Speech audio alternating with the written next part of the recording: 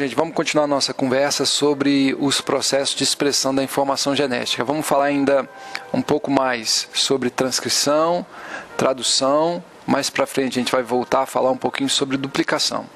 Eu gostaria de começar esse vídeo comentando um tipo de nomenclatura que a gente utiliza para nos referirmos a determinadas posições de um segmento de DNA. Essa nomenclatura que eu vou apresentar para vocês agora, ela vai ser importante quando a gente estiver analisando em detalhes a estrutura do Operon LAC, tá bom? Então é um detalhe sobre nomenclatura de posições específicas de um certo fragmento de DNA. Então vamos lá. Eu vou considerar aqui um fragmento genérico de DNA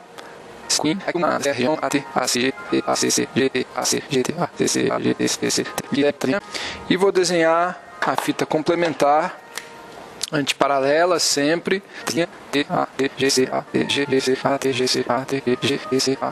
segue extremidade 5 linhas. Então esse é um fragmento aleatório, de sequência aleatória.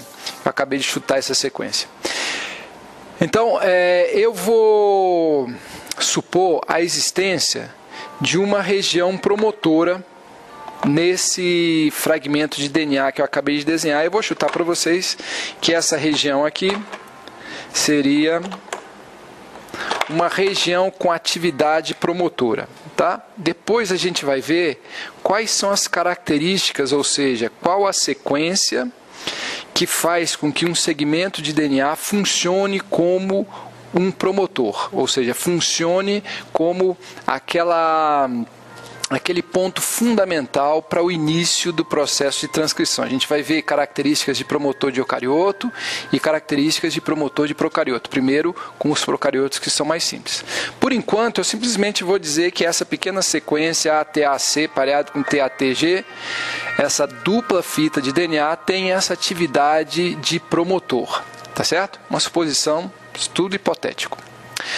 Agora, esse promotor aqui é capaz de promover a transcrição desse fragmento de DNA de maneira que ocorre a transcrição. Então, o promotor faz com que esse fragmento de DNA seja transcrito.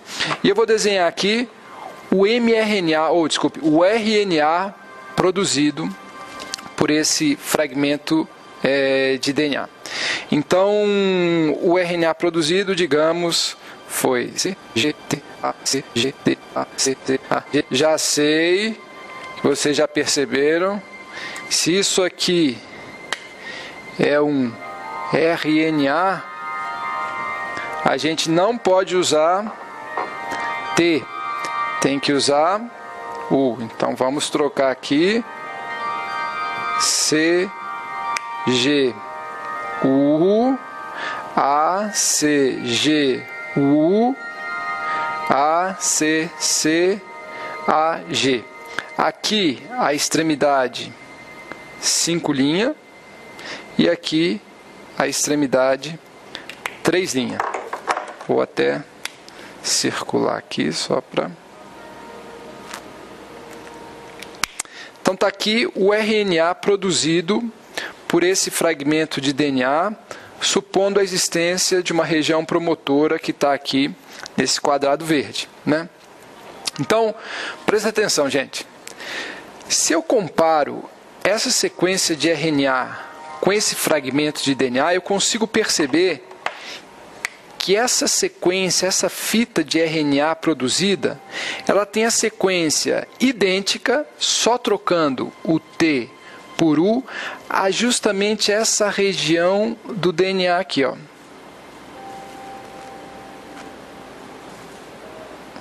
Tá vendo? C, G, T, U, A, C, G, T, U, A, C, C, A, G. Então, esse RNA, ele foi produzido produzido, sintetizado, usando essa fita de baixo aqui como a fita molde. Não é isso? Então, essa fita de baixo, a fita vermelha, serviu de molde para a RNA polimerase sintetizar esse RNA. Por consequência, esse RNA tem a sequência, idêntica à fita azul, só que trocando T por U. Ok? A gente já tinha discutido isso nos vídeos anteriores. Essa fita molde do DNA que serve para a síntese, direcionando a síntese da fita de RNA, é chamada de fita não codante, né? A fita do DNA que tem a sequência igual à fita do RNA produzido, só trocando T por U, é chamada de fita codante. A gente já discutiu esse aspecto, né? Então aqui, a fita azul seria a fita codante e a fita vermelha seria a fita não codante, a fita que serviu de molde para a síntese do RNA. Ok? Bem, agora, de fato, o que eu quero destacar aqui para vocês? Qual é a nova nomenclatura que eu quero apresentar aqui para vocês? É muito frequente, pessoal, a gente se referir a essa primeira posição. Aqui eu vou destacar desse jeito. Aqui, ó. Essa região aqui, essa primeira posição que serve de molde para o primeiro resíduo de nucleotídeo presente no RNA, essa posição no DNA é muitas vezes chamada de posição mais 1, ou seja, o ponto de início de transcrição. É aquela posição no DNA que tem a base que serviu de molde para a inserção do primeiro resíduo de ribonucleotídeo. Tá certo? É, obviamente, também a posição que tem a primeira base no DNA com sequência ou com a primeira base idêntica ao RNA. De novo. A posição mais 1 é aquela posição no DNA que tem a primeira base que serviu de molde para o RNA produzido. Nesse caso, seria o G, né? Tem a primeira base com a sequência idêntica à primeira base do RNA. Ou seja, o mais 1, quando a gente identifica o mais 1 num fragmento de DNA, a gente, na maioria dos casos, pode ser utilizado para ou com outros objetivos, mas na maioria dos casos a gente está se referindo a um ponto no DNA, uma posição no DNA, que é o ponto de início de transcrição. Tá bom? Daqui para a região 3' da fita codante, a gente vai numerando mais 1, mais 2, mais 3, mais 4 e assim sucessivamente. Então, se eu quiser me referir à posição mais 6 desse fragmento de DNA, eu sei que é o G, é esse par GC, especificamente o G da fita codante.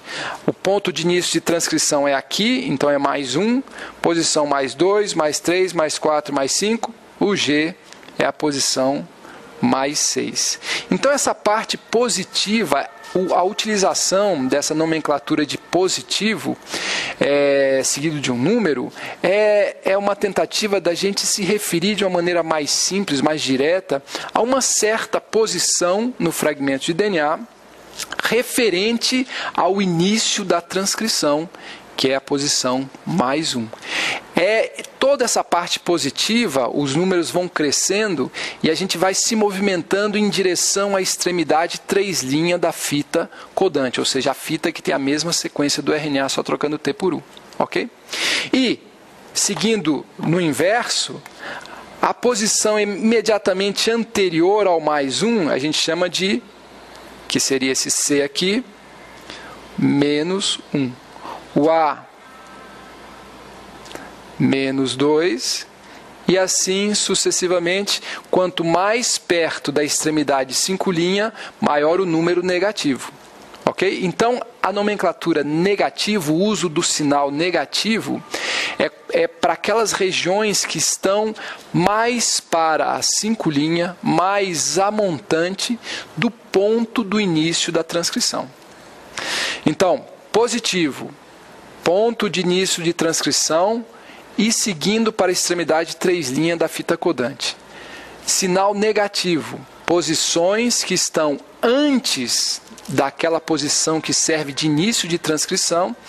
Antes significa upstream, a montante, mais para a extremidade 5' da fita codante.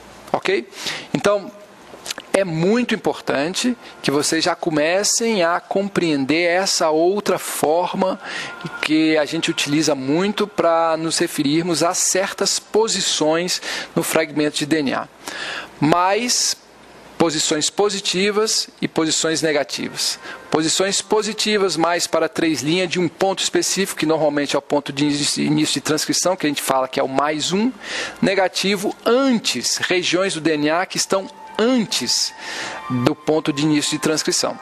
E quanto mais negativo o número, mais para a extremidade 5', mais para a montante da região codante, da fita codante. Ok? Então, esse era o primeiro ponto que eu gostaria de começar a esclarecer com vocês. Essa nova nomenclatura de fragmentos de DNA. Agora vamos para um outro assunto.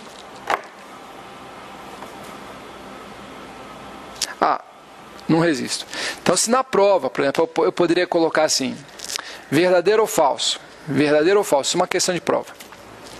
A posição +5 serve de molde para a síntese de RNA. A posição -5 não serve. Ou, colocar de uma maneira diferente. A posição +5 é transcrita. A posição -5 não é transcrita. Verdadeiro ou falso? Verdadeiro. Porque todas as posições positivas são aquelas posições depois do início da transcrição. Então, tudo que ocorre depois do início da transcrição é uma região que está sendo transcrita. Quer dizer, o +1 marca qual a primeira posição do DNA que serve como molde para a síntese de RNA.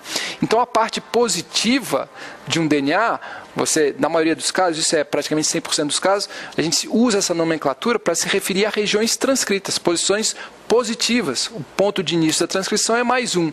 Tudo que for positivo vai ser transcrito. Tudo que for negativo começa antes, ou está antes do início da transcrição, de maneira que não é transcrito. A RNA polimerase, ela se associa... uma outra pergunta de prova. O promotor clássico de procarioto, para simplificar, o promotor de procarioto se encontra em regiões negativas ou em regiões positivas? O promotor de procarioto, o caso mais simples, ele se encontra nessas regiões aqui, regiões negativas. Então, o promotor em si, pessoal, ele não é transcrito. O promotor serve de ponto de associação inicial da RNA polimerase e a partir daquele ponto de associação inicial, a RNA polimerase vai começar a sintetizar o RNA. Então, o promotor, a gente pode dizer que está a montante do início da transcrição. O promotor, o caso mais simples, promotores de eucarioto, se encontram a montante do início da transcrição. Os promotores não são transcritos, apesar de serem um elemento fundamental, para o processo de transcrição em si. Mas eles não são transcritos, os promotores não servem de molde para a produção de RNA. Ok? A RNA polimerase se associa e inicia a transcrição um certo número de posições mais para 3' da fita codante. A gente vai ver qual normalmente é essa distância entre promotor e ponto de início de transcrição. Então vocês vejam que é interessante a gente incorporar essa nomenclatura positivo e negativo, porque é uma maneira muito eficiente da gente se referir a posições específicas com relação a uma referência, que normalmente é o ponto de início de transcrição, que é o mais 1. Ok, então agora eu acho que a gente pode mudar de assunto. Bem, agora eu gostaria de comentar com vocês um termo muito interessante, que é abreviado de ORF. Isso equivale Open Reading Frame. Isso aqui quer dizer fase de leitura aberta.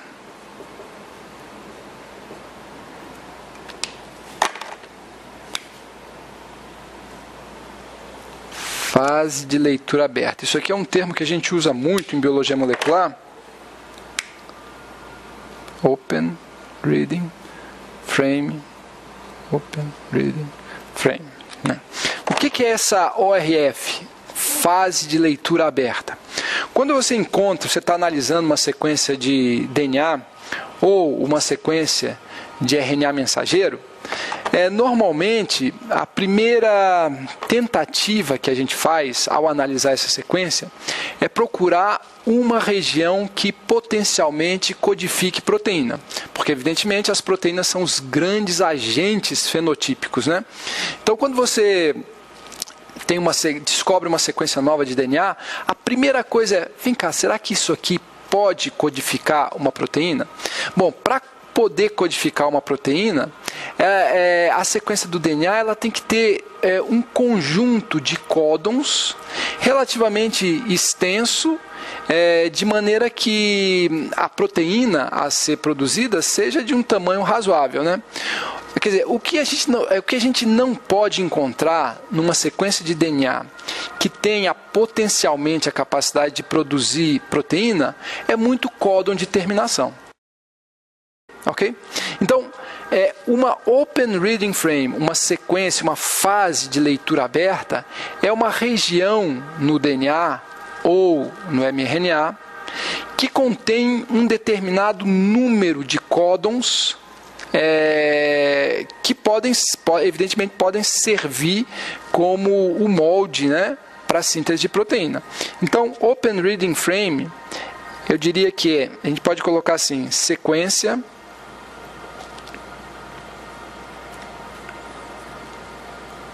de códons, ou melhor,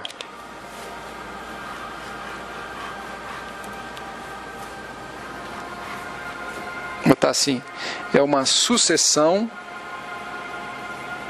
de códons. Então, eu tenho aqui o AUG, que segue 5 linhas. Aí eu tenho vários códons aqui, digamos 150. Aí só depois eu tenho um UGA. 3 linhas. Então esse aqui é o códon iniciação. O códon de iniciação é a metionina. E esse aqui é o códon de terminação. É um códon que não é reconhecido por nenhum aminoácido tRNA. É conhecido por fatores de terminação. Então, essa região entre um códon de iniciação e o códon de terminação, a gente chama de Open Reading Frame, fase de leitura aberta. Quanto maior for essa fase, isso é uma regrinha geral, quanto maior for essa fase de leitura, maior é o potencial dessa região produzir de fato uma proteína. Tá certo? Então, quando a gente fala de Open Reading Frame, a gente está falando de uma sequência de bases. Isso pode ser no DNA, pode ser no RNA. né? E essa sequência de bases, ela tem esse fragmento, ele posiciona um códon de iniciação, um AUG ou ATG, e um códon de terminação, o GA, TGA, aí tem vários, de maneira que existe uma quantidade relativamente significativa de códons entre o códon de iniciação e o códon de terminação.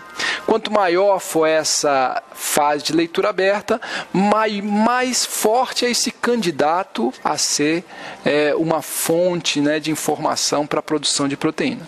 Ok? Então, Open Reading Frame, sucessão de códons, fase de leitura aberta. É uma região no DNA com potencial de produzir proteína, porque tem códon de iniciação, tem códon de terminação e o tamanho é relativamente grande. Se você tiver um códon de iniciação e conta 4, 5 códons depois, já tem um códon de terminação, é muito improvável que aquilo ali vá produzir um peptídeo de 5 resíduos. Normalmente esses peptídeos muito pequenininhos que existem no nosso corpo, eles são produzidos por processamento de uma proteína maior, tá certo? Então, o Open Reading Frame, a fase de leitura aberta, é essa região com um número significativo de códons, né? De maneira que chama a nossa atenção para a possibilidade daquela região codificar uma proteína. Tá certo? Então, esse é o tipo de análise mais simples que a gente pode fazer quando sequencia um fragmento novo de DNA. Primeira abordagem, será que isso tem Open Reading Frame? Será que isso tem fase de leitura aberta? Será que isso pode codificar uma proteína? Okay?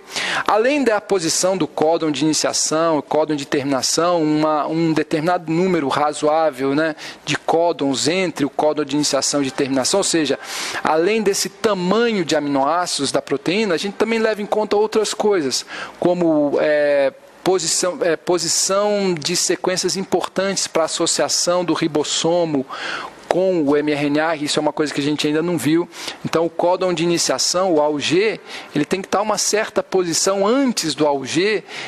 Surgem sequências específicas envolvidas na associação do RNA mensageiro com o ribossomo. Se você encontra um AUG, um códon de terminação, sei lá, um número de 100, 150, 200 códons, sem nenhum códon de terminação entre eles, né? E antes do códon de iniciação, essa sequência específica de bases importante para a associação com o ribossomo, então essa Open Reading Frame, essa fase de leitura aberta, ganha mais força ainda como uma potencial fonte de produção de proteína. Então, aquela região, de fato, além da ORF, ela tem um ponto antes, bem posicionado, antes do AUG, que seria importante para a associação com o ribossomo. Então, aquilo ali ganha força, então você já presta mais atenção naquela sequência como uma sequência, de fato, com capacidade de levar à produção de proteína.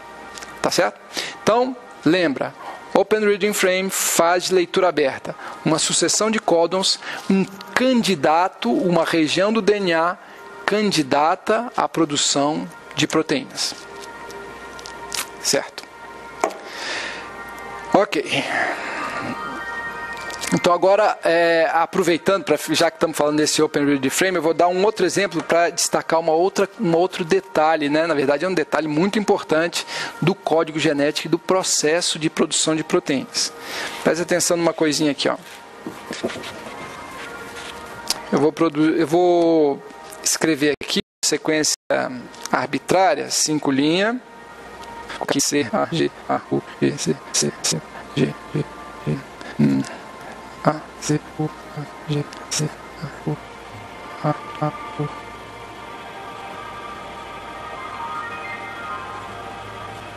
Três linhas. Tá aqui. Vamos considerar que essa sequência é uma sequência arbitrária, chutei aqui essa sequência de mRNA, e eu vou identificar aqui para vocês o códon de iniciação AUG. Então aqui, primeiro códon, depois segundo códon, terceiro, quarto, quinto, sexto, sétimo E esse códon aqui, eu sei de cor, é um códon de terminação. Códon de terminação de tradução. Então, UGA, quando aparece UGA no mRNA, esse códon UGA, lido UGA, ele serve de fim da tradução. E AUG serve de início de tradução. Então aqui entra a metionina, aqui no A, o A entrou o último aminoácido, depois terminou a proteína. Agora observe o seguinte, pessoal. Quando eu escrevo aqui esses códons, eu estou me referindo apenas a uma possibilidade de codificação. Presta atenção. Há uma possibilidade de codificação de proteínas desse fragmento de RNA, dessa molécula de RNA.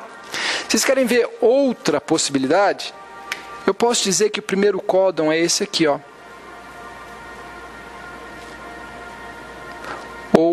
E segue de 3 em 3.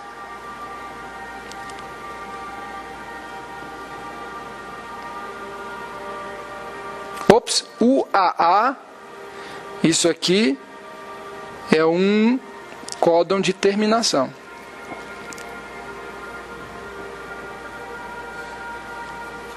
E antes, eu posso dizer que é isso aqui. Eu posso falar, não, olha, você tem AUG aqui, CCC e um códon de terminação aqui. Isso aqui é uma Open Reading Frame, ORF. Eu vou colocar ORF 1. Porque eu tenho uma outra possibilidade, eu tenho uma outra fase de leitura. Eu não vou considerar o A, o G como o primeiro códon. Eu vou considerar AGA como o primeiro códon. E aí eu vou ter uma outra ORF. Uma outra ORF numa outra fase de leitura. Essas duas ORFs se sobrepõem. A diferença entre elas é que elas estão em fases de leitura diferentes. Essa vermelha considera AUG a primeira base do códon, U a segunda, G a terceira. A outra ORF, a ORF verde, considera A não a primeira base do códon, mas a última base do códon. Então ele gerou uma outra fase de leitura. AGA, UGC, CCG. Isso aqui dá uma proteína. Potencialmente, se a gente fosse colocar aqui quais os aminoácidos codificados pela fase de leitura verde, A2, ia ser uma proteína completamente diferente da proteína codificada pela fase de leitura vermelha, a fase de leitura 1. Tá certo? Eles são fases de leituras que são diferentes com relação à fase. Ok? Agora, tem a 1, onde o A é a primeira posição do códon. Tem a 2, onde o A é a última posição do códon. E vai ter uma terceira fase de leitura também, onde esse A é a segunda posição do códon. Vamos até trocar aqui, né? Vou colocar só para ficar mais. ORF3, já que a gente está se referindo ao A. Agora de roxo, eu vou me referir aqui a uma fase de leitura. Como é que eu identifico aqui? Vou tentar fazer assim, ó. Onde o A é a segunda posição do códon. E aí vai gerar essa fase de leitura aqui, ó.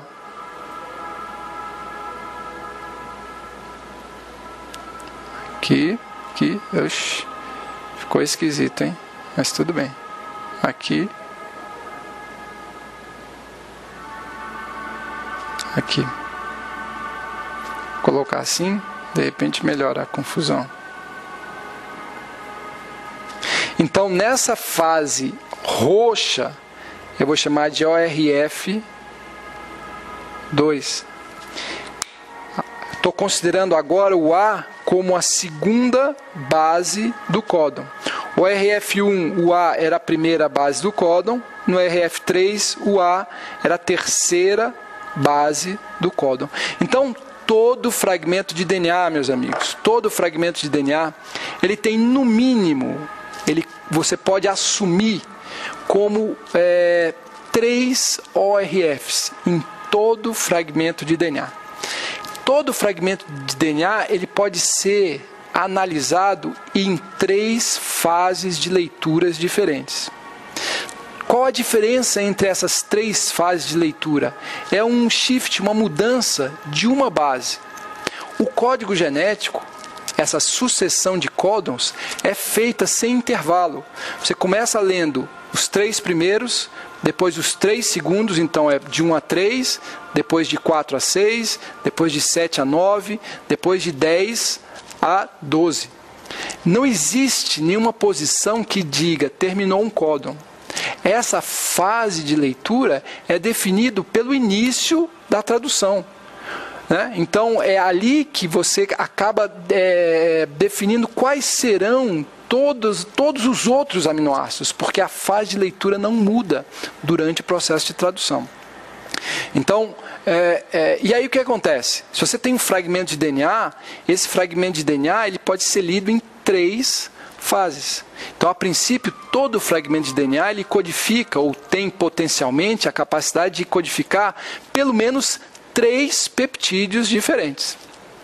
Cada um em uma fase de leitura, em ORFs diferentes que diferem com relação à fase. Tá certo? Simplesmente a mudança em uma base. Qual o início do códon? Então, o que essas 3 ORFs aqui elas se diferenciam? Qual é o início do códon? Né?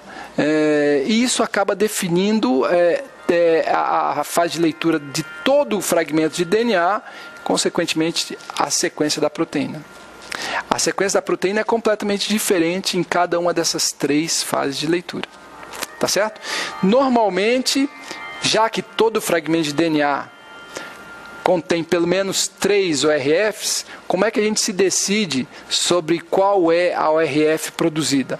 A regra é você ir atrás da maior. De novo, aí tem essa influência do quantitativo, né, que não dá para você definir muito, mas quanto maior a ORF, se a ORF1, você lendo na ORF1, na primeira fase de leitura, você consegue AUG, códon de iniciação, códon de terminação 300 códons depois, ótimo. Se na segunda fase de leitura você consegue um AUG, 15 códons depois tem um códon de terminação, aí 10 códons depois tem outro AUG e 20 códons depois tem um códon de terminação, aí fica uma fase de leitura toda interrompida. Diminui a chance dessa ORF, dessa fase de leitura, ser a fase de leitura de fato efetiva na célula.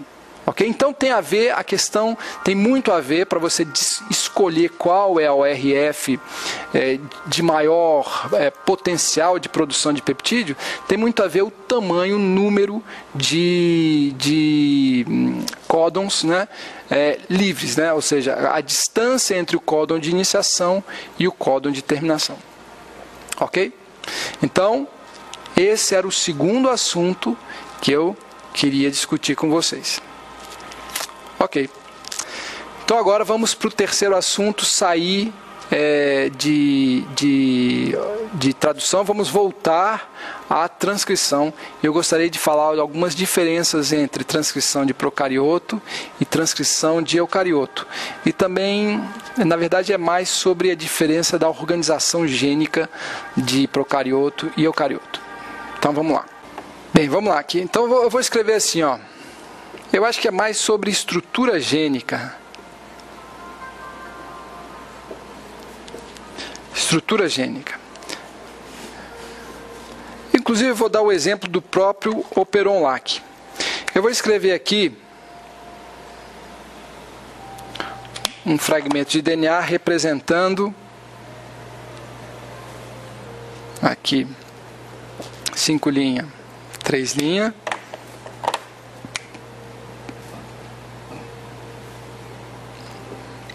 Cinco linhas, 3 linhas. E eu vou representar aqui 3 regiões, 3 Open Reading Frames, 3 3 ORFs, verde,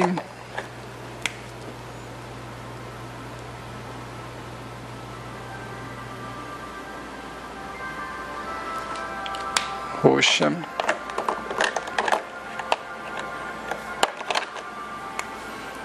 e preta. Então eu identifiquei 3 regiões.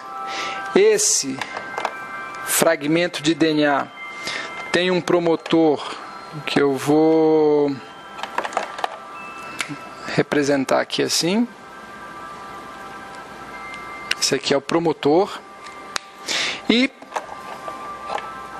o mRNA produzido é assim.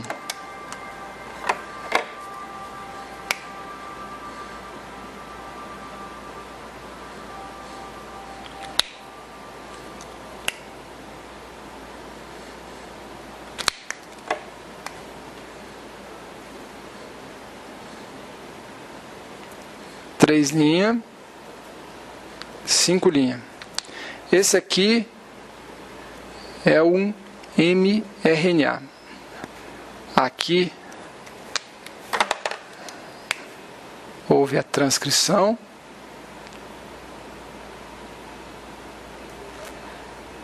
E produziu esse mRNA, extremidade 5 linhas, 3 linhas, a fita vermelha é a fita que serviu de molde, o promotor, a fita azul, é a fita que tem a mesma sequência desse mRNA, então a fita azul é a fita codante, a fita vermelha é a fita que serviu de molde.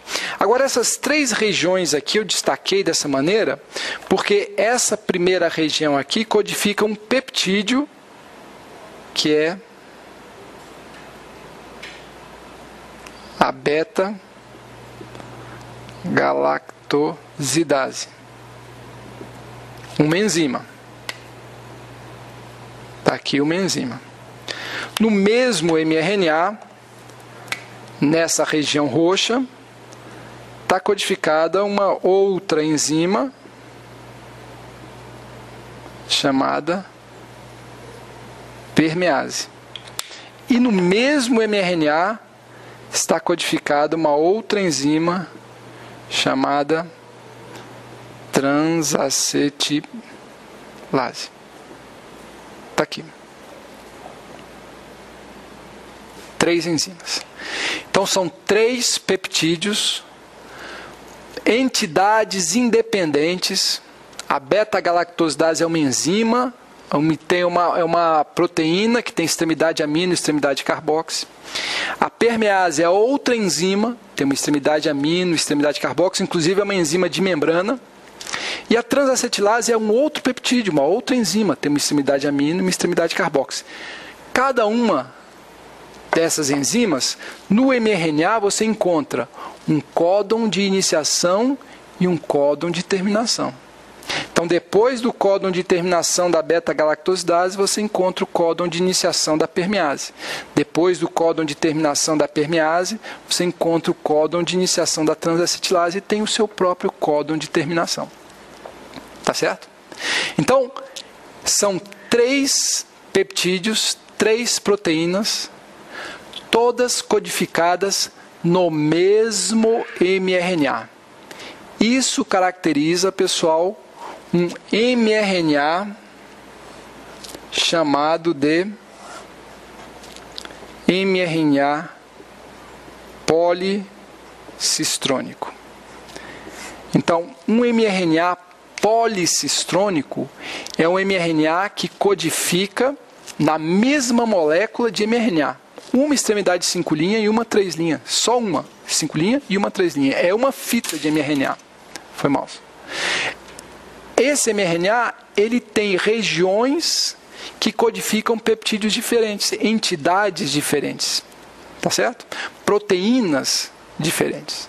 Isso caracteriza um mRNA policistrônico. Cada região dessa que codifica uma entidade, um peptídeo, com a sua extremidade amino e a sua extremidade carboxi, essa região é chamada de cistron. Cistron, mais um termo aí, cistron. Por isso que a gente chama mRNA policistrônico.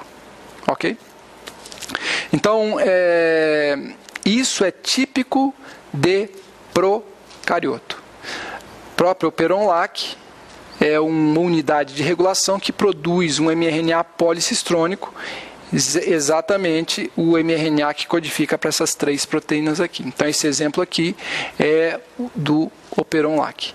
Então, mRNA policistrônico, mRNA que codifica na mesma molécula, codifica mais de um peptídeo. Mais de um peptídeo. mRNA policistrônico, isso é característico dos procariotos. Tá certo? Agora, vamos mudar. Vamos sair de procarioto e vamos para eucarioto. A presença de mRNA policistrônico em eucarioto é raríssimo. Tem alguns exemplos, mas é raríssimo. Agora, tem uma coisa na estrutura gênica dos eucariotos que vocês têm que prestar muita atenção, porque não tem nada a ver com policistrônico, mas às vezes a gente acaba confundindo. Presta atenção, a gente vai sair agora desse exemplo de procarioto, de mRNA policistrônico, e vamos falar de estrutura de eucarioto, uma característica da estrutura gênica de eucarioto. Presta atenção nisso.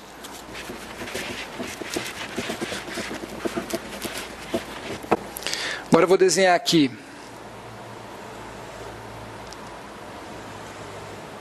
eucarioto, agora falando de eucarioto.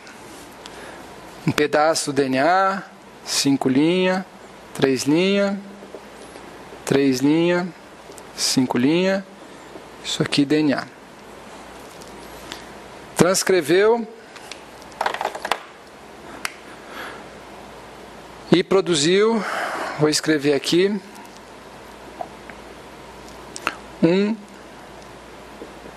5 linhas, 3 linhas, mRNA. Então aqui processo de transcrição, processo que a gente vai ver de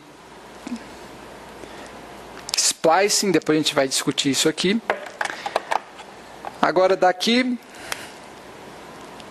vem para cá, e eu vou desenhar aqui uma proteína já enovelada, bonitinha, 5 linhas. Opa, foi mal. Animação. Amino, carboxy. Pronto, isso aqui é proteína. Ok? Como é que essa sequência de aminoácidos foi definida? Pela sequência de nucleotídeos. Então, se eu fosse pegar cada aminoácido e indicar aqui onde eles estão codificados, eu poderia escrever até a proteína aqui assim, né? Compreendo isso aqui que eu estou fazendo, tá, pessoal? Estou sobrepondo aqui, né, a extremidade amino e a extremidade carboxo. Vou até botar entre parênteses isso aqui, para que vocês lembrem que o que eu estou fazendo aqui é esticando a proteína e vendo a relação, né? Onde é que está a extremidade carboxo, ela está mais para a extremidade 3' do mRNA, onde é que está a extremidade amino, está mais para a extremidade 5' do mRNA. Então existe essa relação, óbvia, que nós já falamos milhões de vezes, entre a sequência de nucleotídeos do mRNA e a sequência de aminoácidos da proteína. Nenhuma novidade até agora. O que é de fato estranho, e eu vou falar para vocês agora, que é uma coisa típica de eucariotos. Se eu pegar agora essa sequência de aminoácidos, ou a própria sequência do mRNA, do RNA mensageiro, que veio desse gene aqui, desse fragmento de DNA que foi transcrito, onde é que eu vou encontrar? Então, primeiro, se eu procurar onde é que está essa sequência do mRNA, eu vou encontrar aqui assim, aqui. Primeira, vou dividir aqui em algumas partes, tá bom? Aqui. 1, 2, 3, 4, 5, 6, 7 fragmentos do mRNA. O primeiro eu encontrei aqui. Onde é que está o segundo? Por incrível que pareça, se você for olhar, o segundo vai estar aqui. O terceiro vai estar separado aqui. O quarto, aqui. O quinto, o sexto e o sétimo. Cada uma dessas regiões do mRNA, ela evidentemente, ela tem que estar codificada no DNA, mas elas estão unidas no mRNA mas do DNA elas estão separadas. E lógico, se eu fosse olhar aqui também, onde está codificado o mRNA, aquela região presente no mRNA está codificada aqui no DNA, aqui também está a proteína, né? A própria proteína eu posso dividir também, né, em regiões codificadas por cada uma dessas partes do mRNA. Então estaria aqui, aqui, aqui, aqui, aqui e aqui. O que isso aqui mostra? Isso foi uma descoberta impressionante da biologia molecular de eucariotos. Os genes dos eucariotos, isso aqui é o gene para essa proteína vermelha. É esse fragmento inteiro de DNA. Os genes, eles são fragmentados. As regiões codificadoras, quando estão nos genes, elas não são contínuas. O gene é transcrito, assim, 5 linhas, 3 linhas, mas dá origem a uma coisa que a gente chama de RNA heterólogo nuclear, hnRNA. Esse RNA é processado através do splicing. Nesse processamento, essas regiões codificadoras, elas são unidas. No hnRNA, as regiões codificadoras estão distantes, ainda assim, separadas por regiões que não codificam, não estão presentes na estrutura final da proteína. Então essas regiões aqui,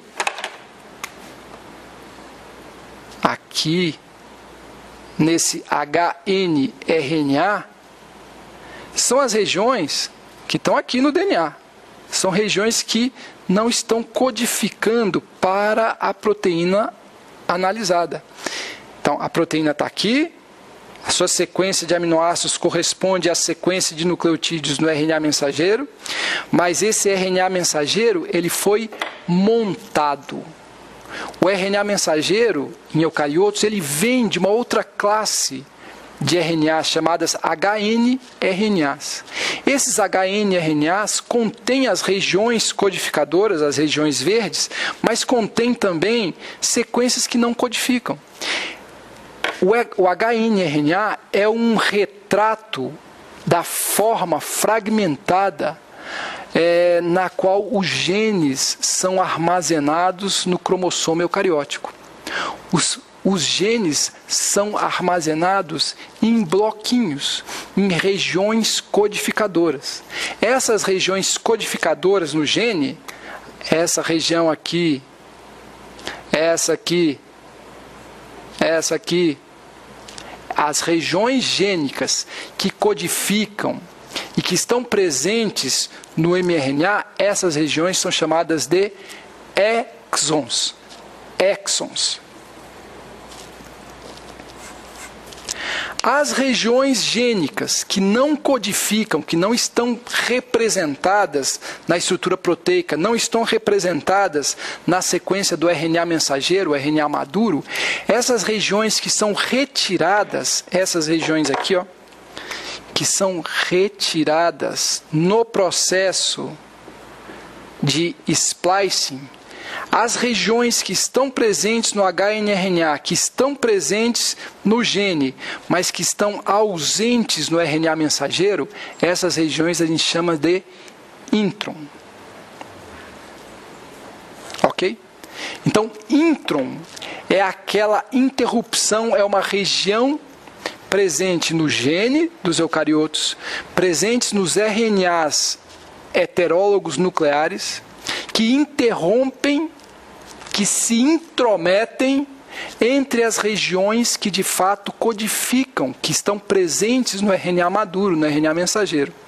Essas regiões presentes no RNA maduro, a gente poderia dizer as regiões que codificam para proteínas, são chamadas exons. Então, exons e introns têm a ver com a forma fragmentada de armazenamento gênico em eucariotos. Os genes de eucariotos são em bloquinhos. Esses bloquinhos, eles são unidos pelo processo de splicing. A transformação de HNRNA em RNA mensageiro ou RNA maduro é um processo conhecido como splicing, retirada de introns, manutenção dos exons. Tá certo? Agora, presta atenção numa coisa. Esse mRNA, RNA maduro, ele vai dar origem a uma proteína, uma cadeia proteica, uma extremidade amino, uma extremidade carboxy. Então, os RNAs, os genes dos eucariotos, eles são fragmentados. Os HNRNAs, eles têm exons e têm introns. Eles têm vários exons, mas todos esses exons se unem para formar um RNA mensageiro que codifica uma proteína só. Tá certo? Então, uma coisa é exon e intron. É uma característica de DNA de eucarioto, de gene de eucarioto. São genes fragmentados. Exon e intron. Exon, região que codifica. Intron, região que é excisada, que é retirada, que não está presente no RNA maduro, que não codifica nada na proteína. Tá certo? Não está representado na proteína. Isso é eucarioto. Outra coisa completamente diferente é RNA policistrônico. No RNA policistrônico, que é uma característica de procarioto, você tem vários cistrons, várias regiões que codificam proteínas diferentes. Tá certo? No eucarioto, você tem várias regiões que codificam, mas elas são unidas através do processo de splicing, e todas elas unidas codificam uma cadeia polipeptídica só, uma extremidade amino, uma extremidade carboxy. Ok? Então, isso é uma coisa que eu gostaria que vocês guardassem. As características da organização gênica de eucariotos ser em exons e introns, quer dizer, o gene ser fragmentado. E a característica dos RNAs, da estrutura gênica dos procariotos, dos mRNAs codificarem para mais de um polipeptídeo, tá certo? Terem vários cistrons. Duas coisas importantes, uma em procarioto, policistrônico, uma em eucarioto, exons e introns. Duas coisas muito importantes, duas coisas completamente diferentes. Lembrem dessa diferença. E lembrem da nomenclatura. Exon, intron, eucarioto. Intron sai, tem que ser retirado. Exon fica. Tudo isso no processo de splice. O exon e o intron, eles estão sempre no DNA genômico. Tá certo? Os introns saem do RNA maduro. Eucarioto. RNA policistrônico, vários peptídeos codificados numa única fita de RNA mensageiro. Isso é característica de procarioto. É isso aí.